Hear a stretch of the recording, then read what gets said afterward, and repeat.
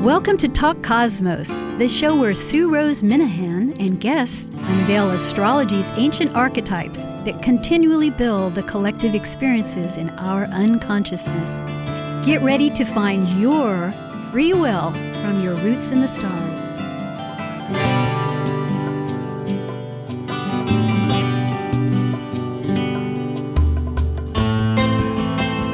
Hi, Sue Rose Minahan, Talk Cosmos, and tonight is, and I hope you can hear me okay, because I'm having static. It's like Chaos City. We're in an Aquarius stellium, and I must be a battery because it's like landing right here. You probably saw a lot of antics, and hey, that's Aquarius, isn't it?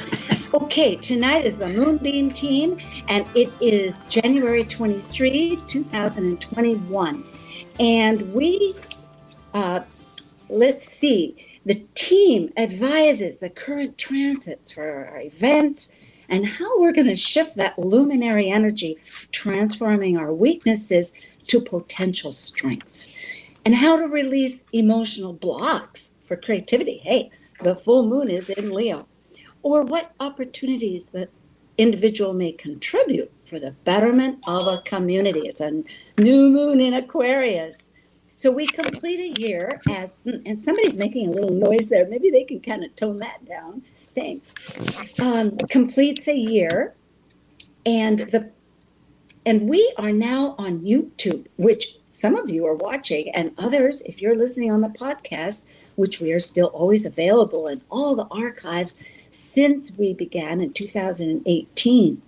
And if you are watching the YouTube channel on Talk Cosmos, because 1150 KKNW has one also, we're doing a daily chat. It's a short little thing, maybe about 10 minutes. And the Moonbeam Team individually will be presenting a little excerpt from their viewpoint for the full moon this coming week, and then ahead of the new moon. So when are those? They are January 28th in just 5 days. And I'm still hearing a little bit of paper material. Maybe somebody there, I don't know. I can't see you. Thanks. Is on the 28th. And then the Aquarius one, it will be on February 11th.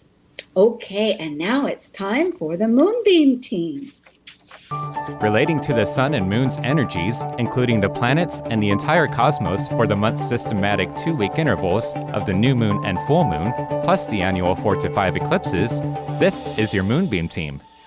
I'm Sue Rose Minahan, host of Talk Cosmos, an evolutionary astrologer and consultant, plus a certified color energy coach. I explore creative expression as an artist, a musician, and write abundantly, stories to poetry. I love investigating mythology's language, philosophizing eternity, and I'm a perpetual student of life, seeing oneness of body, spirit of people, animals, and nature. I'm Elizabeth Liz Muschett, certified astrologer, sacred healing counselor, tarotist, and numerologist, providing individual consultations, teaching and tutoring internationally, co-author of Gateways to Change, Keys to Navigating the Seas of Life, currently facilitating workshops in Marysville and Camino Island, Washington. I'm Katherine Metcalf, professional astrologer, intuitive, and tarot card reader. I am very blessed to live my passion by offering individual consultations and teaching classes at a local college and online. I love to talk and write about the planetary dances and how we fit into it. I have been lucky enough to be featured on NBC, Cosmopolitan Magazine, and Huffington Post. My goal is to educate, enlighten, and empower you. And I'm Sara Stromley, a craniosacral therapist and founder of Brain Body Therapy in Kirkland, Washington. I'm an evolutionary astrologer that incorporates different forms of horary, location mapping, and medical astrology into my practice. I enjoy uncovering flower and mineral frequencies that also support the mind-body coherence that aid in the healing journey. And as Albert Einstein said, energy is never destroyed. Energy only changes. Well, there we are. And we have a new member. This is exciting. We have 4 in a panel. 1, 2, 3, 4, the foundation. Now we begin this with each of us presenting some kind of a statement that we think incorporates the energy. And this isn't just to advise that is the whole energy. No, it's just something. It's like, hey, I like that decoration in the corner. Or, gee, you could move that out of the way. It's kind of blocking the scene. Something like that. Mine is going to be that this energy is leading. And if I may say, I don't think it's us, but somebody's doing a lot of sound background. I don't know where it's coming from. But just as an FYI, I feel like I'm in the river. Thank you. So, yes, we're leading rebirth, and it's communicating transformation. All right. So, Sara, what would be your quick take? Well, I think it's just a time to really help integrate being in our bodies. There's just a lot of excitement and change and speed with everything. It's just a whirlwind. So I think there's things that we may revisit and things we need to move towards, but we just need to stay focused on how we can come together and make this work better. All right. And Katherine Metcalf, what would you say? That's your feedback.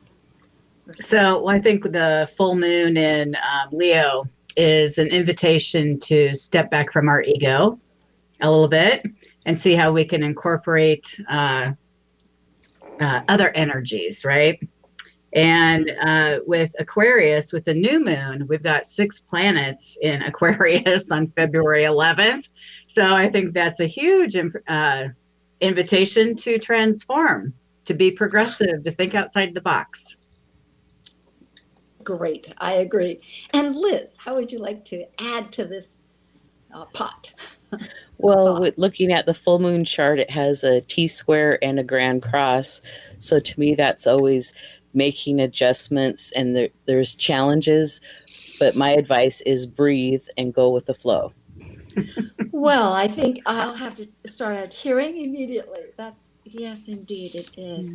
So this Leo full moon, that is at 9 degrees and 6 minutes on the 28th of January, in a few minutes.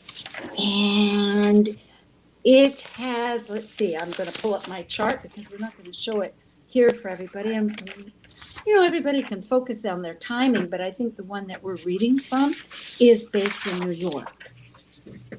So, yeah, how are we going to change that block to any creativity? That moon is in Leo, and it is opposing not only the sun, but Jupiter exactly. Maybe it's just the awareness of our philosophy, and then with Saturn as that all in Aquarius, so it has the trio of it's sitting between the grand conjunction, really, of inspiration. This lunatation, I mean, there's Saturn is this moon is opposite the rule maker of Saturn, Jupiter, the rule bender. Let's square that. And then it's also squaring the Mars, Uranus, which are the rule breakers. So, and the fact that it's conjunct the planet Hygeia, and Hygeia was a very big deal in the discovery chart of when we discovered COVID. I think there's this gristling that's going to be happening because Leo needs that sense of fullness of self-expression and being seen and heard. And I think the mandate and the policy change of being forcefully doing mask wearing, I think can just rub people the wrong way. So there's a large chunk of our population that still has fallen prey to some misinformation that COVID is a conspiracy, or that because they feel good and they don't see anyone sick, that and there's a vaccine now that this is just all blown out of proportion and isn't necessary. So it is a little bit dangerous, in my opinion, that perception. Well, really, it is really focused on that T-square, isn't it? But I was looking at science, and I'm thinking out of this science, because the nodes being in North Node in Gemini and Uranus in Taurus, but that whole energy between to manifest between Earth and of Taurus and Uranus. I mean, not Uranus, but Aquarius of Aquarius, thank you, of all of that. The science is unbelievable. When you mentioned COVID, it's forcing science to collaborate, and the biology, the direction is going at just a fantastic rate, finding, and I could go on and on, but at the moment I want a conversation here, so I'm trying to inspire. That's true, yeah. So lead on, folks. But because okay, I'll stop. Do you care if I hold up the chart so people can see it? Can you share it online, or I don't know if you can? No, not on this. As I say, I had a bit of a scattered okay. T-square myself, and go ahead. That's great. I just thought it'd be fun for people to see what it actually looks like. Good. So this is the full moon down here, okay, and it's opposing. Well, I can't get my directions right. It's opposing Jupiter and the Sun and Saturn, and then if you flip it, so this is why we call it a T-square. Boy, everything on here is backwards. Okay. So see the T, people? Yes. Yeah. I do. Sure. Yeah, so that's the T-square to Mars and Uranus. So I actually saw it as, the T-square to Mars, Uranus conjunction and Black Lilith, right? And she's rebel energy and unrest.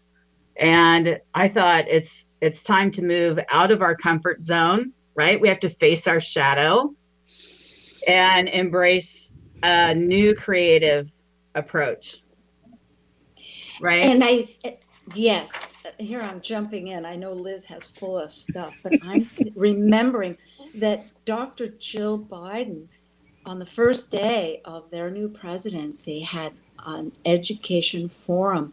I'm thinking of the innovative ways that for community, and along with that T-square, the productivity of it, I'm trying to say, that's already getting ignited. And according to some of these scientific things, they're looking at giant clams that can synthesize algae better instead of these large farms, because it has a lot to do with sunlight that is efficient process. And I didn't realize clams had algae inside of them. But the fact being that there's going to be so much attention, I think constructive work, because of that T-square, that Liz mentioned and that you brought up, Katherine, that with biology and science, it'll be huge. Liz, what's on your mind? Well, this full moon for the chart cast in Washington, D.C., the chart ruler is the moon, and it's in the second house in Leo. So our values are probably being reevaluated and challenged in some way. I would say just take a look at our values and see how that's going. Do we need to make an adjustment? Maybe we don't, but, it's like look at our own and, then we can look at others. Well, actually, having checked some science, the news, I'm in Hawaii, we don't get the newspaper, so I'm going to have to check online. And what it was saying was about carbon in the land and soil. Now, I know, Katherine, you live in the Midwest, and probably there's a lot of farmers there. And so whenever anyone reads about, and Sara, I know you're so involved with health in different ways, and I'm sure too about the soil, that it can help mitigate this, the fuel that we're burning and putting into the air, and include in the earth. Okay. So I actually looked at the Sabian symbols, which are really kind of interesting for people that don't know what they are. It was created by two people. So Elsie Wheeler, who was was she the psychic? And Yes. then, yeah. And now I'm forgetting his name, the main guy. Ruger, isn't it? Or No, it's not Dane Ruger. Okay. So I'm so sorry. Mark Edmund Jones. Yes, Hello. Mark Edmund Jones. Yes, that's all I was right. having a senior moment. Sorry. That is good. There's lots of thoughts getting threaded. Yes. Yeah. So, but they actually sat down and picked out. So he's an astrologer, and he had laid out cards with 360 degrees, of all the zodiac signs. And then I think it was like Johnny Carson and his partner, when they did Karnak the Magician. So, Oh, yes. so they sat down together, Late Mark Edmund night. Jones and Elsie Wheeler, and she just told him what she saw when he said, Libra 10 or whatever. And it's astounding the stuff that comes through, with that. So, so the Sabian symbol, you always do 1 degree higher. So I looked at the moon. The moon is at 9 degrees Leo. So 10 degrees Leo is the Sabian symbol. And it's early morning dew salutes the sunlight. And I thought, how lovely is that? That, Yeah. actually, that has a lot to do with my clam that I was just talking about. Because it has to do, about the sunlight coming through the water, and it's this diffusion. Actually, there's a lot more about it, but the role they play is it goes deeper into the cell, and it scatters this sunlight to form that process.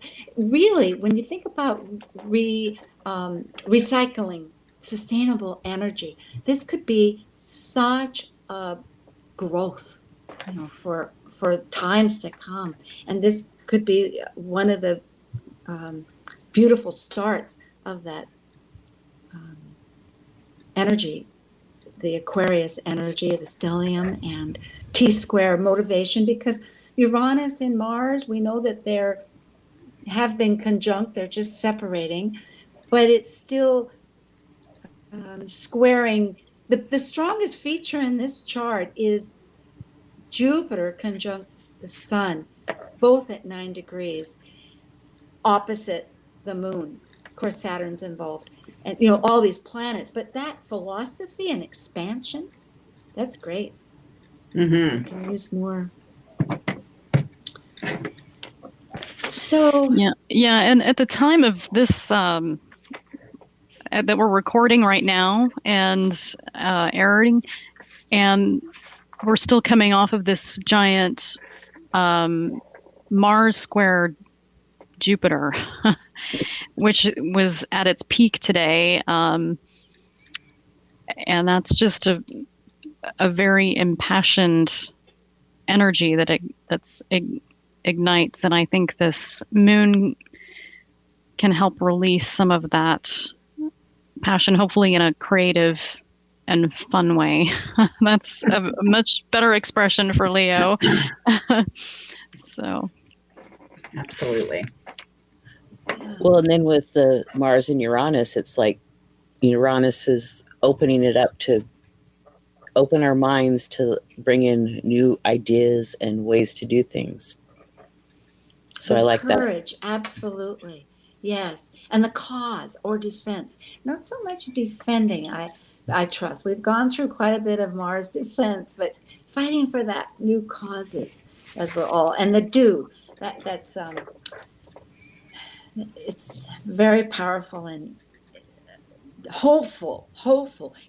All that Aquarian that is looking over has hopes. So we're clearing the way, always with a full moon. It's illuminating, right? And clearing the way to reseed. We're in the middle of the lunar gestation cycle that began July 31st of 2019 at 8 degrees Leo. And then we had the first quarter in April of 2020. And then now we're at the full moon phase. And then we'll have the third quarter in October of 2021, and it'll end July 28th, 2022. So we're right in that middle of that phase. So when did my sound, I apologize, I'm a little struggling over here with some of my technology, and as I had said, there's a lot of Aquarius energy, but that started July 31st of last year, you're saying? 2019, because the lunar gestation cycle is a 3-year cycle. And then the yearly lunar cycle, the new moon was August 18th of 2020. And so of the yearly cycle, we're in the middle of it now with the full moon. I did pull those charts, and this is a subject that we'll kind of begin to talk a little bit more about, maybe whether we all or not. And I pulled it up with this particular chart as a bi-wheel. So it would have been August 18, 2020 as the center, and then with January 28th as the outside. And interestingly, I saw that Mars, which is at 10 degrees Taurus, is exactly conjunct Uranus at that time. So isn't that it really, when we think about it, innovative change that is one way of really expressing how strong. Well, and for the Washington, D.C. chart, we have Uranus and Mars in the 11th house. So to me, it's like the light bulb moment of turning on of like, oh, I didn't realize X, whatever X could be. It's like, oh, that's what it is. Oh, okay. Now becoming an awareness. Well, also it would be, the moon would be this moon for this full moon on the 28th. And the bi-wheel from last year, just to see where we are at the half point. And I'm translating that so that I can understand and my audience can understand, and the other panelists. The moon is in the 6th house at 9 degrees with 14 degrees at the descendant, meaning it's in the 6th house. And I kept wondering with COVID, and that's the public. The moon could be the public. And we are all experiencing so strongly, not only COVID, but everything associated with it. The tests and interestingly with the North Node in Gemini, I know that the new administration is really seeking to get the vaccine out, but it's really a matter, I think, of showing how with Gemini they're needing to build new communication sources because they're not getting the information back from the states. So I think all of us are really going through this process, would you say, all of you, about developing deep senses of communicative. Absolutely. Yeah, Yes. Leo can be, one of its strengths is really good at organizing. So maybe this lunatation will really help shine some emphasis on that. Yeah. Well, I think of them as delegating. They are the center stage, and so they delegate out. So I suppose that's part of it too. Yeah, I know in the Sabian symbol book that I was looking at, they describe that 10 degrees Leo, as the early morning dew saluting the sunlight. But they also said the space between the dark night of the soul and the sunrise. And when I read that, I was like, oh, that is so true of where we're at right now. Yeah. Oh, that's beautiful. Very. Yeah. It is. Not all Sabians are so illustrative. It's in that twilight of luminal time. In fact, I listened to Thomas More. He was on East West Books last night, and he wrote the Care of the Soul among maybe 30 other books. I was so amazed. And he was saying that we are in this transitional liminal time. Liminal time. He was saying that friendship was one of the best things we could do to care for our soul, that it gives us love, and that the soul wants home and wants love. It wants these natural things. It's not really caring, in his expression, whether we spiraled up towards the larger. It really liked being on the ground and looking at the past for history, which That's so cool. And Aquarius, is all about friendships, right? So, yeah, I love that. Well, and with that grand square with the nodes of the moon, and then Vesta and Neptune, that's kind of like how can, we can look at what the past has been, and it's like, how can we change and move forward to the future? Mm-hmm. And, might not be the first. Like, what is our hearth? Mm-hmm. And the oneness Mm-hmm. hearth, thinking of Vesta as the asteroid, the goddess of the hearth. It's HERTH, H with a heart. Yeah. It's the most amazing English word. Well, and a lot of people are changing, what was they needed in a home a year ago is very different than what they need in a home today. So lots of people are moving, and that's just one example. Yeah, that's very true. People are having to do work out of their, offices. I mean, for those of us that have been self-employed for a while, that's not a big deal. But I think for people that are used to being out, it was a huge shift for them to come home. Yeah. Yeah, it will be likely the trend of the time. Well, this is January 23 with the Moonbeam Team, and we will be back in a moment after this little announcement. Thank you. Thank you for staying with us.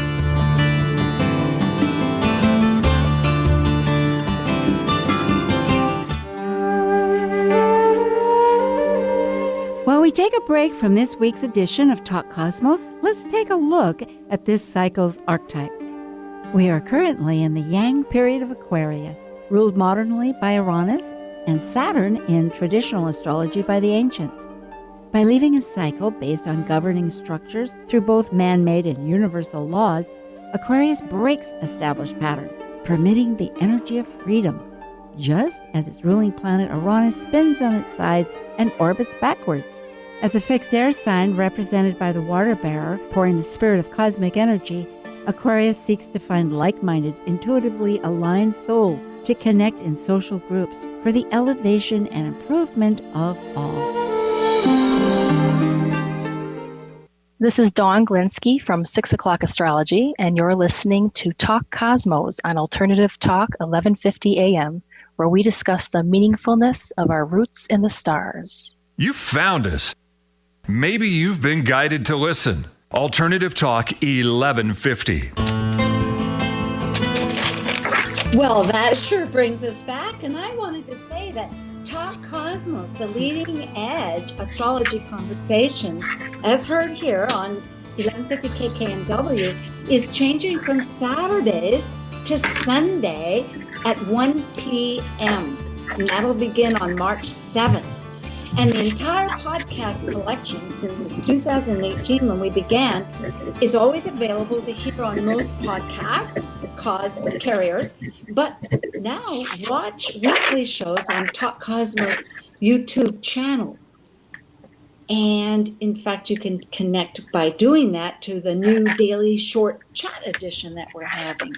And the other thing that I wanted to bring up was that next week, on the 30th, will be the East-West Astrologers panel, and they're having a follow-up with their astrology outlook for 2021. And there are 5 possible astrologers that'll be on this panel: Ray Couture, Karen Wenderland, Raphael Finch, Denny Luna, and Justin Elsey. So that'll be quite exciting. And you can, I don't know if people will be calling in or not, but this is in conjunction with East West Books Shop that is in the Seattle area, where, of course, 1150 KKNW is also broadcast from. But tonight is the Moonbeam Team, the Aquarius Moonbeam Team, on January 23rd. And we have Liz Muschett, Katherine Metcalf, and Sara Stromley with myself. And we've been talking about that full moon on the 28th of January. How to remove those emotional blocks for creativity is one way to look at it. And actually, just by doing so with all that T-square energy and that we were noticing as the moon was staring across at our philosophy and limitations and how to activate and break the rules as we made the rules. A lot happening there. And so we dissect it to some degree. So we're going to go into February 11th. That's in a few weeks. And that also begins the Chinese New Year, which we will talk about in other sessions. But that happens to be at 23 degrees Aquarius. And we're still using the East Coast timing for that. So it happens to be 2:06 p.m. And, this one really is, I think, an exciting chart when we bring it in with the USA chart. But we could talk just about the chart itself, because one of the big features, well, there's how many features can we pull? And it's really, right. But, Mercury at 18 degrees Taurus is exactly square. That's Mars. Oh, it was Mars. Thank you. I was looking at my glyph. Thank you, Liz. Boy, that's teamwork. See, teamwork. Where did we get it up? Mars, our action planet, rooted to the earth and our sense of survival, but also our values, as we've been bringing up very strongly, and our finances. So many elements, how that manifests, is really wanting to look at. I'm sorry, someone's making a lot of shuffling noise. Dave, is that on the studio side? I'm not sure. I don't see anybody moving on our side. That too. I don't know if he can mute. Yeah, there is somebody. Okay. Thank you. I've been noticing that because I don't think it's us. I mean, if we're moving papers and books, because it is distracting. I know. It's all that static coming from the energies. Okay. Anyway, there's a big square there as it is squaring Mercury. So it's Mars and Mercury, the thinking. So we're thinking and acting right now, but it's tied into this just really so strongly. Do people have some thoughts on this, or do we want to go to the U.S. chart with it? Yeah, it's just a really exciting, nerve-wracking, agitating time. I mean, it's so packed. I mean, it's 6 or 7 if you consider Pallas Athena in there, which is luckily the goddess of wisdom and diplomacy. Thank God she's there. Yeah. And, it's like Sue said, it's also it's the Asian New Year, which is for half the globe, and it's year of the ox, which is also ties into this Aquarian, Uranus in Taurus theme. Mm-hmm. So you can just really sense a big global paradigm shift of the sacred cow, or our relation with earth and air, and that dynamic. Mm-hmm. Very good. And again, I'll bring back that idea that science, Gemini has the arts and the science. Aquarius is definitely science. And the conjunction was in Aquarius. And right now we're in the month of the stellium. But the fact is that looking at innovation, what did you just say, Sarah, about the particular innovation? Or was that just erupting in my brain about much of the... Oh, yeah. I mean, another thing I was really considering with this, Taurus, right. Uranus and Taurus. Biology. Yeah, Mercury is slowing to near station at this time, which is normally lightning fast, or in Aquarius. It's just super brilliant, smart. It comes up with all kinds of amazing things, but it's really getting aggressively squared with Mars. That's challenging the changes that are coming maybe too fast for his comfort. And, this is a reminder to pause and reflect on what's being reflected back to us with those challenges. And I really appreciate Lynn Bell's talk that I listened to recently on how strong these themes of duality are playing out with this transition. We have this shared rulership of Saturn and Uranus for Aquarius, the sign of Aquarius. And this moon, both the moon and Mercury are in that Aquarius theme. And the image of Janus, the two-headed god who has an older facing face that goes backwards and a younger facing that goes forward. And then there's also these pairs that are interestingly with the transiting North Node in Gemini. There's these nodes are so highly activated between Vesta and the Neptune. So it just shows that there's two sides to consider here. Which is totally Gemini too. Yeah, like there's two different truths that are happening, two different realities. And this is, the divide between our country right now is maybe never more apparent. Mm-hmm. Yeah, absolutely. When you look at this chart with the USA, the North Node right now at 17 degrees Gemini is conjunct between our natal Mars at 21 and our descendant. So it is really the diversity, but the two realities. I see that also. I was thinking, really, it is the fact that we could all go to the same movie, but we have two different stories that we come back with. No, it's just, and I think that sense, that recognition will help us, because it is a matter of learning how to use our words, and science is helping with it too. It's so much science with the biology, with Uranus and Taurus. I know there's things I've been trying to spit out and trying to connect and support as each of us are saying, but in that language there are words like I was trying to understand, like what are they saying, realizing it's a whole other language, and it's an important language so that scientists, wherever they're talking, of course, like medicine, can communicate. But in doing so, people are learning how to expand their consciousness from where they're at, their locality, to the cultural one of the other. So on macro and micro. I would say with February, with this new moon, with the sun and moon and Pallas all together, sextile in Eris and sextile in Pluto, that people are coming up with some ideas and looking at the shadows, and it's like they're all working together. They're cooperating.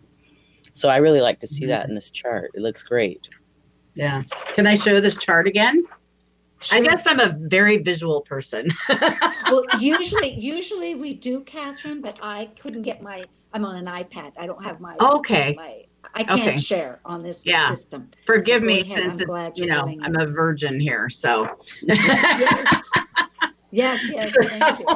So yeah, it's just cool to see all of the, the 6-7 planets, if you count Pallas Athena, in the 8th house of, the 8th house has always felt very intuitive to me. And so to have all this Aquarian energy there, progressive Aquarian energy, I think is way cool.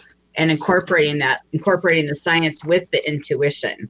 So, and coming up with something unique. So, and I looked up, go ahead. No. I was just thinking that does support just what Liz was talking about, this intuitive. Yes, the Sabian. Thank you. So the Sabian symbol is 24 degrees Aquarius.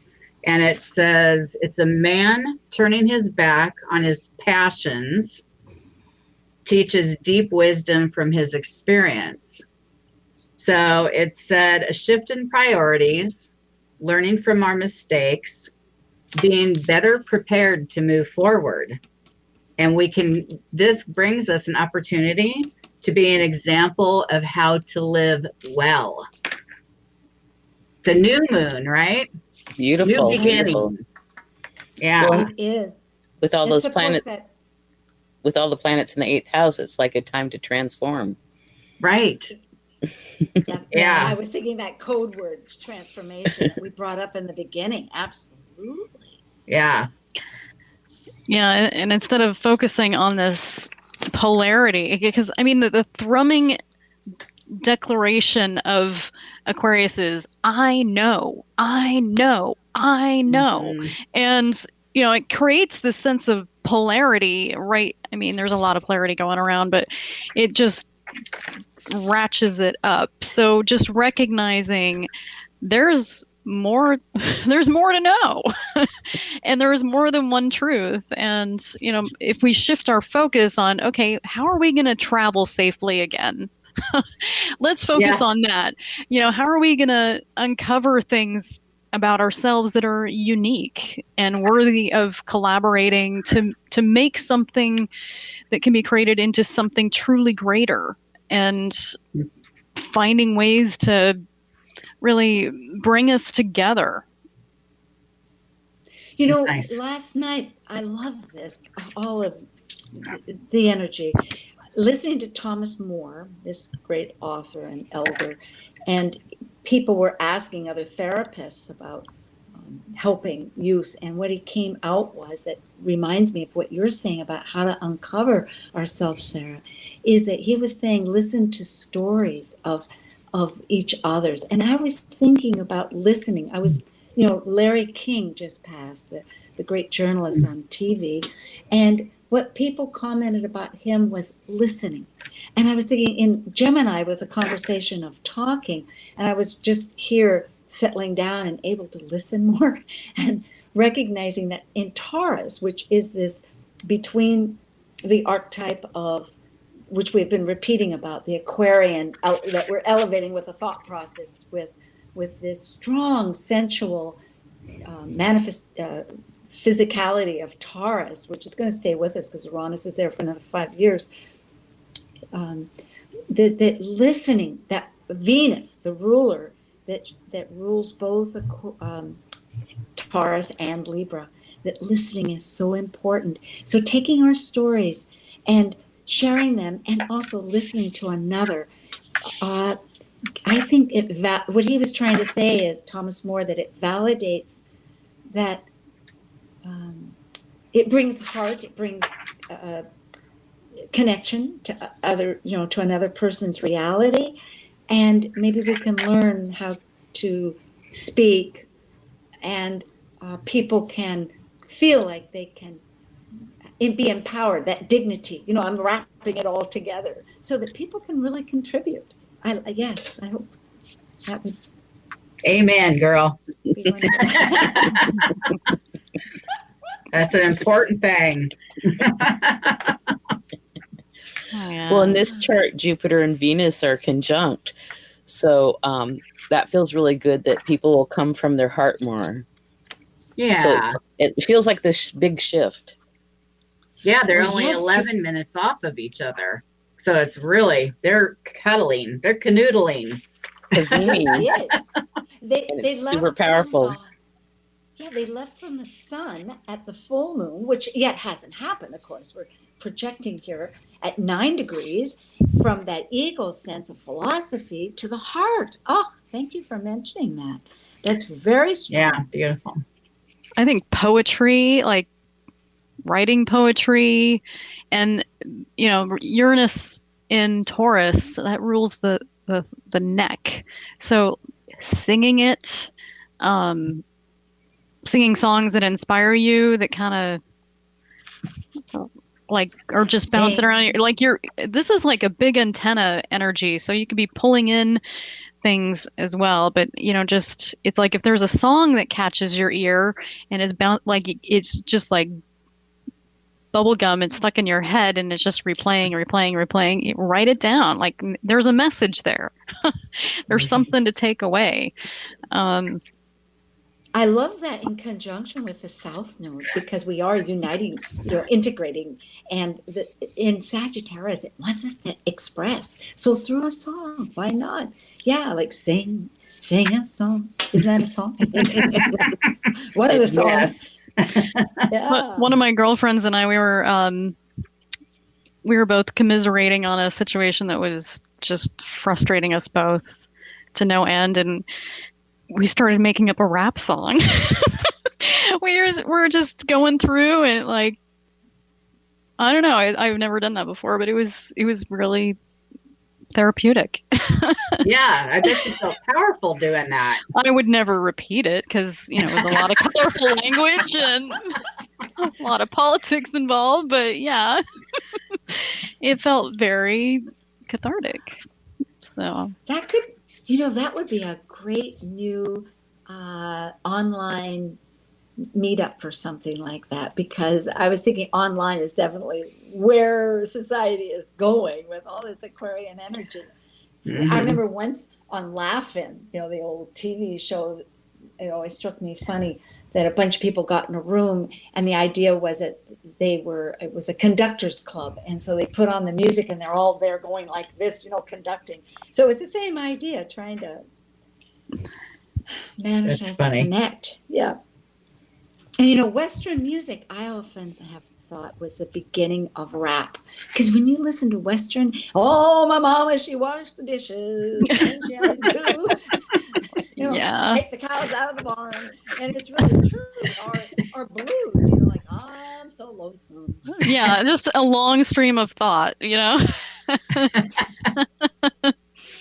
I mean, sometimes that's better than some of the music that just goes on one little stanza, 4 words. It's like celebrate. It's like, okay, but tell me how, Yeah, music is huge. What with Neptune squaring the nodes, I don't think we can get enough movies, enough song, enough poetry. And that was another thing Thomas More was saying.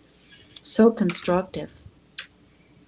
Well, there's a young man that was in the news today, and I'm not going to remember his name, but he did a rap song the day before the inauguration, and it's famous now. And then yes. Amanda Gorman, her books are bestsellers now, and look at the poetry she shared with us a few days ago. And absolutely. She was amazing. And, speaking of conducting, that's funny because I felt like when she was talking, did you guys notice how she used her fingers? Yeah, her hands? Using the wavy hands. And normally that would be considered somewhat eccentric, but it worked. It worked for her. She's the next Maya Angelou. Oh, she is. And, interestingly, because I did a talk on her for my little mini chat, which each of you will be doing this week for our audience. Do check the YouTube channel, Talk Cosmos, and you'll hear Liz, Muschett, and Katherine Metcalf, and Sara Stromley give their little synopsis of things. But I did one on Amanda Gorman, and I didn't realize, but that she'd had a speech problem when she was young, along with Maya Angelou, who also did, and Dr. Jill Biden.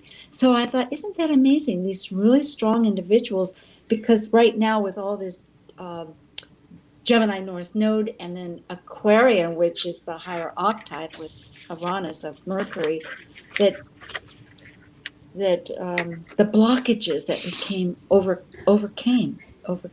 Mm-hmm. One thing I think is really important to point out on this chart, because it's just a big buildup and it's already there really, is that Saturn square Uranus. And you covered that in your, is it with Now.Chat and is that Cosmic Collaboration or which? No, that's Planet Buzz. It's Planet Buzz. You covered on Planet Buzz with Leslie Francis and Tara All and Now.Chat. And Now.Chat, yeah. So that was an amazing show. I encourage everyone to go back into your archives and listen to that because there is so much there that we don't have time to go into it. So. Well, and this chart is also ruled by the moon, but this time the moon is in Aquarius and it's in the 9th house. So, thinking maybe more globally or worldwide. That again supports this idea of the science, because the science that they're collaborating and sharing data was just amazing. That really is a no-brainer, you think, but the need because of COVID, this birthing, and I think also it was the idea that you're mentioning, Sarah, of the Renaissance afterwards. That this year is a particularly difficult year, perhaps different than last year. That was totally blindsided us. We didn't know what we were dealing with. Now it's how do we deal with it? And not only how do we deal with COVID, and everybody culturally being immigrants, everybody culturally, I think, having left some norm that they had to reestablish. But it's the fact that it was the grand mutation going into air from Earth. And this first year, traditionally going back to history, and I know we all love history here on this panel, particularly a few, that it's always been very difficult. So there's challenges, but because of that, this Renaissance idea that I'm bringing in, science is one way of bridging and forcing us to just do it culturally, interconnect with people. Maybe there'll be great gifts and less division, right? Because we'll know that, we may say tomato and tomato different, but who cares? It still makes sauce. It still tastes the same. Yes. Yeah. Absolutely. Add a little olive. Yeah. Which is olive. Anyway, I'm sorry. I'm coming back from those old cartoons. But maybe we need new pictographs. Anyway, yes. But yeah, one other thing I want to add with just all this Aquarius energy. I think it was like 62 when the last time we got a big hit of Aquarius like this. And it was during that time, it was the big hippie era, the Beatles invasion. It was peace, love, and rock and roll. and a lot of protesting going on. Yeah. So you're saying a lot of civil unrest. A lot of civil unrest, women's rights movement really was quite big. Ecology was huge. Yeah. We're rerunning it. We're there again. Yeah. And, interestingly, in 2012 to 2015, there was a square between between Uranus and Pluto that had that conjunction in 65, 66, in that era that you're talking about preempted it in 66. But really, just like these vibrational continuation just really keep expanding as you pick up the thread, whether it's civil justice and nutrition, or whether it's peace, how do we make the common neighborhoods of brotherhood one and for all. Boy, there's exciting challenges. There's opportunities. I guess that's really the twist, isn't it? How to see that light. Who brought up the liminal, right? We're in the liminal. And there's just a lot of just broadcast messaging going on just from our brains. We're picking up, we're pushing out a lot of intuition and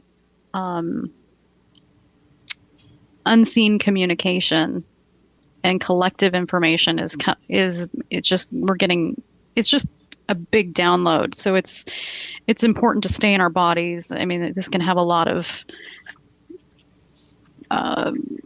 just really, it can be discombobulating, but it's just important to really focus. What is your broadcast message? And what do you want to pull in? Like, try to put a filter on it.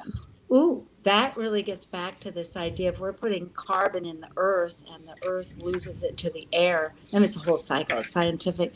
How do we want to use our land? How do we want those values? And like you're saying, so many threads, like the light with the Sabian symbols or the transformation that we brought up. This is a really pretty potent full moon, new moon, and exciting. It has that creativity. Yeah, it has that new elevation.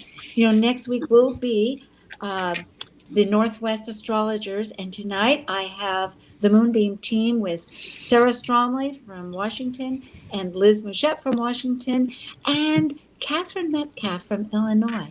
And I'm here in Kailua Kona.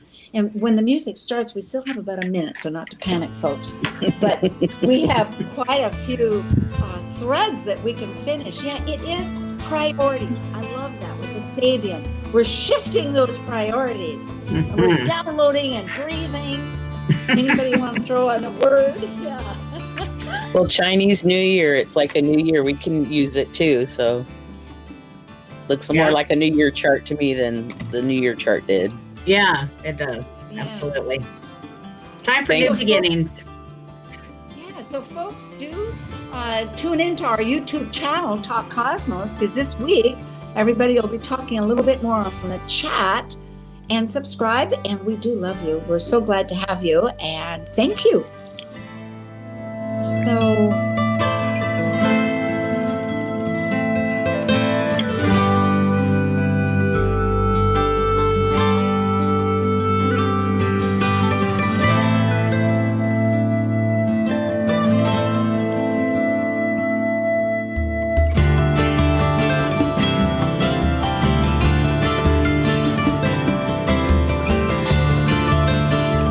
thank you for listening to Talk Cosmos, the show where Sue Rose Minahan and guests unveil astrology's ancient archetypes that continually build the collective experiences in our unconsciousness. Be sure to tune in next Saturday at 6 p.m. to continue finding your roots in the stars.